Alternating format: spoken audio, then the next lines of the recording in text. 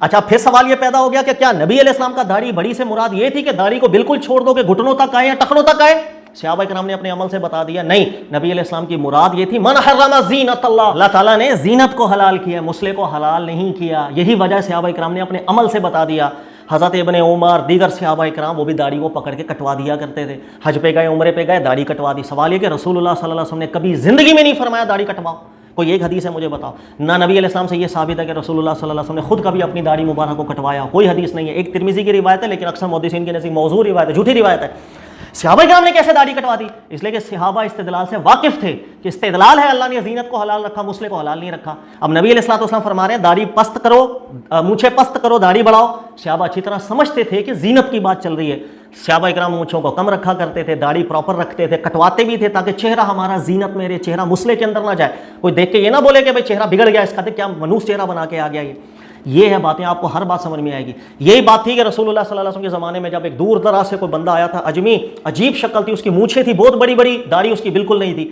تو ہر محفل میں بندہ دیکھتا ہوا اس کے چہرے کو معیوب سمجھ رہا تھا. نبی علیہ الصلوۃ والسلام بھی مکروہ سمجھ رہے تھے کہ یہ کیسا شکل بنا کے آ گیا، اس لیے کہ وہ اپنے عرف کی عادات سے ہٹ کے مسلم میں داخل ہو رہا تھا، زینت میں داخل نہیں ہو رہا تھا. اب آپ کو قرآن، آپ کو حدیثیں، آپ کو ساری 1400 سال سے علماء کے اقوال ایک لڑی میں نظر آ رہے ہوں گے.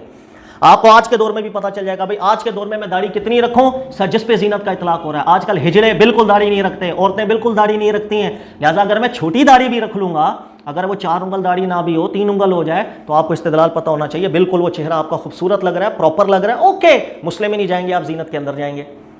اچھا اب لمبی داڑھی کا کیا حکم ہے؟ آپ خود بتا دیجیے گا کہ اگر میں اتنی بڑی داڑھی رکھوں کہ گھٹنوں تک میری داڑھی آ رہی ہے، اوبویسلی آپ بھی دیکھتے ساتھ فوراً بولیں گے کہ یار یہ چہرہ بگاڑ رہے ہو، یہ کیا حیت بنا دی. اللہ کے نبی علیہ الصلوۃ والسلام نے زینت کو حلال کیا، اللہ نے زینت حلال کیا، مسئلہ نہیں. اسی طرح اگر آپ کے سامنے کوئی شخص آ جائے، اس کی داڑھی اتنی گھنی ہے کہ پورے چہرے پر بال بھرے ہوئے، آنکھوں کے قریب آ رہے ہیں، چہرہ برا لگ رہا ہے، آپ خود فوراً استدلال کر لیں گے، آپ سمجھائیں گے اس کو اللہ نے زینت حلال کیا، مسئلہ نہیں. آپ کا چہرہ برا لگ رہا ہے، آپ اس کو بھی کہیں گے کہ آپ پراپر طریقے سے خط وغیرہ بنایا کریں تاکہ چہرہ خوبصورت لگے کہ اللہ نے تجمل حلال کیا ہے، مسئلہ حلال نہیں کیا.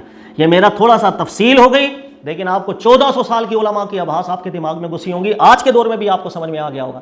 یہی وجہ ہے کہ جو آپ نے ذکر کیا غلام رسول سعیدی صاحب رحمۃ اللہ علیہ، انہوں نے بھی ذکر کیا کہ 4 انگل یا 1 مٹھی، یہ کوئی ہمارے دین نے قیدیں ذکر نہیں کی ہیں، یہ اطلاقات کی بحثیں تھیں کہ اس دور کے اندر ہجڑے چھوٹی داڑھی خشخشی رکھتے تھے، تو علماء نے منع کیا کہ کوئی مرد کر کے آئے گا نا تو لوگ یہ کہیں گے یہ بھی متصنع ہے جو اپنے آپ کو ہجڑا دکھاتا ہے لوگوں کے سامنے 2 نمبری. تو اس وجہ سے علماء نے ذکر کیا تھا کہ داڑھی تھوڑی سی لمبی کر لو تاکہ ہجڑوں والی شکل آپ کی نہ بن جائے. پھر ذکر کرتے ہیں کہ آج کے دور میں تو ایسا نہیں ہے کہ ہجڑے وغیرہ متصنع جو لوگ ہیں مخنث وغیرہ وہ ایسی حرکتیں کرتے ہوں، لہٰذا آج کے دور میں اگر کوئی ایک قبضہ سے چھوٹی داڑھی بھی رکھ لے گا کوئی مسئلہ نہیں ہے.